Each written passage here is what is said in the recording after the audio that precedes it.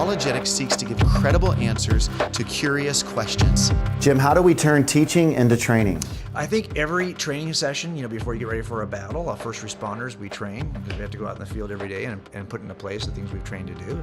Fighters train, before a fight, and athletes train before an event. I think it starts really with a test. You have to figure out what you don't know before you can start to train in what you don't know. So for a lot of us, it's a matter of, with young people, for example, if I'm training to be able to make the case for Christianity, I'm gonna have to start with testing them to show them what they don't know and to make them a little bit uncomfortable. So they're ready to listen now, and they don't like the way that felt. They didn't feel well equipped to respond to challenges or whatever. So I sometimes will role play with them or put them in a position where they can see what they don't know. And then I have to raise the bar. We have to help them to see that, look, you raise the bar for a lot of other things in your life. We have our kids, we send them to tutors if they're doing poorly in a subject in school. We will take them to camps if we want them to be better volleyball players. I mean, we raise the bar for our kids and we expect more, but it seems like when we take them to youth group, we sometimes say, well, listen, as long as you're going and you're happy and you're having a good time, do we really raise the bar in their spiritual formation, right? And now a lot of this, we have to arm our students at some point with truth.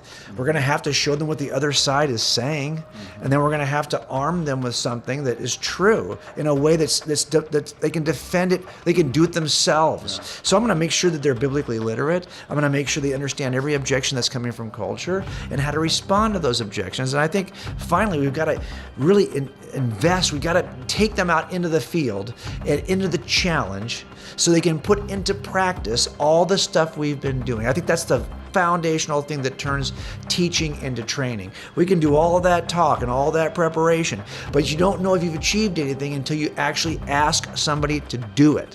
If I knew that I could handle every call for service as a police officer from the dispatch room, just over the phone, I would never train, either to be able to tactically maneuver or to even stay in shape. Why? I can handle every call over the phone. If you have no intention of deploying, you don't need to train.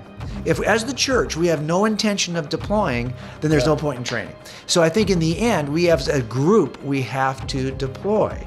And that's something that would change I think for most of us, it would change the way we see our faith.